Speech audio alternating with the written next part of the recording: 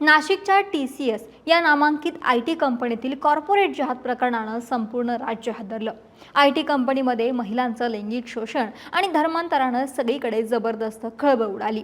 या प्रकरणी 10 आरोपींना आतापर्यंत अटक करण्यात आली आहे। मात्र मुख्य आरोपी असणारी निदा खान बऱ्याच दिवसांपासून फरार होती, पण आता तिच्याही मुसक्या आवळण्यात आल्यात। छत्रपती संभाजीनगरमधून निदा खानला अटक केली गेली, पण तिला अटक करताच या नाशिकच्या IT कंपनीतील धर्मांतर प्रकरणाचं राजकीय कनेक्शनही समोर आलंय।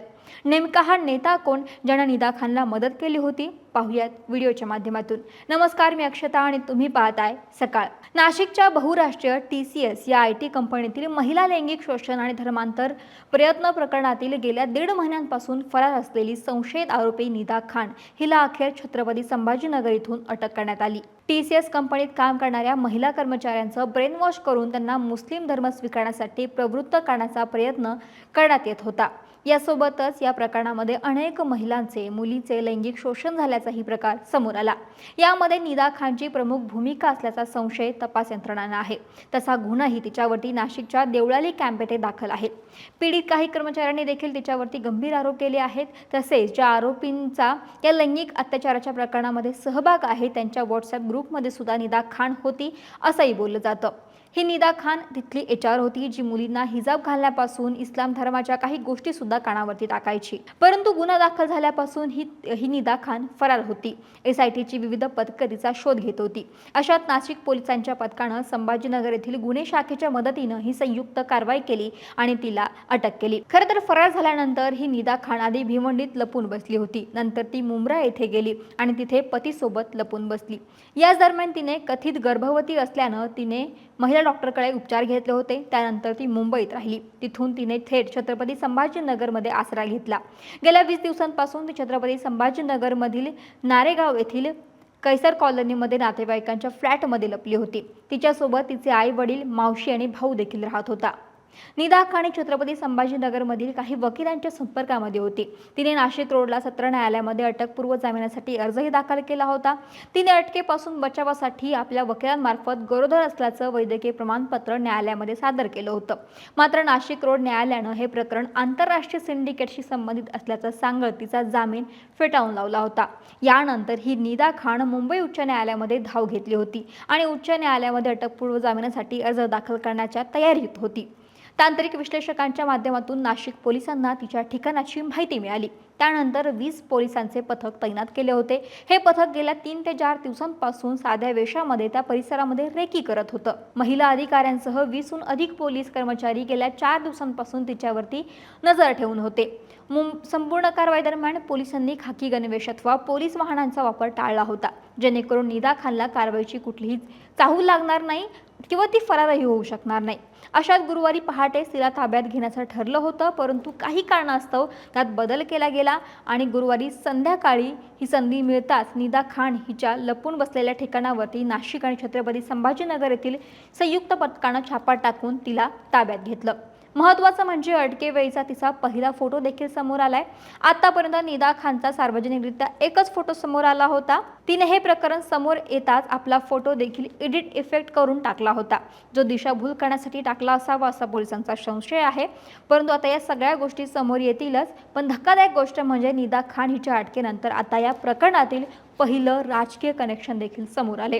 गेल्या 1.5 महिन्यांपासून फरार असलेली निदा खान छत्रपती संभाजीनगरमध्ये लपून ठेवण्यासाठी MIMचे नगरसेवक मतीन पटेल यांनी मदत केल्याचा आरोप करण्यात आलाय।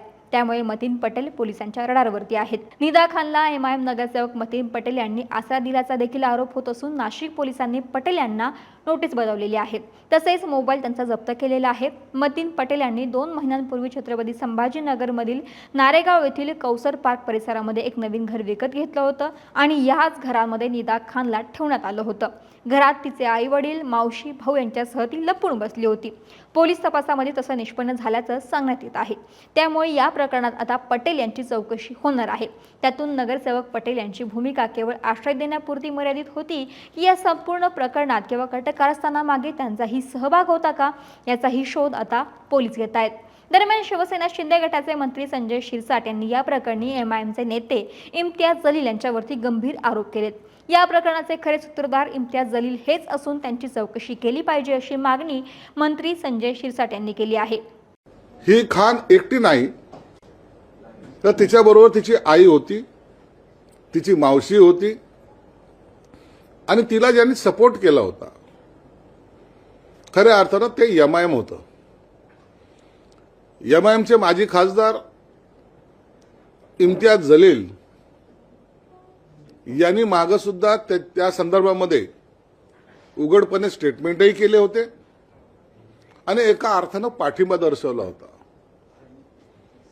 मुंब्राचं प्रकरण असो, नाशिकचं असो, पुण्याचं असो, अनेक ठिकाणी एमआयएम या अशा प्रकारच्या त्यांच्या ज्या गतिविधी ज्याला म्हणता येईल त्या वाढवण्याचा प्रयत्न करतायत।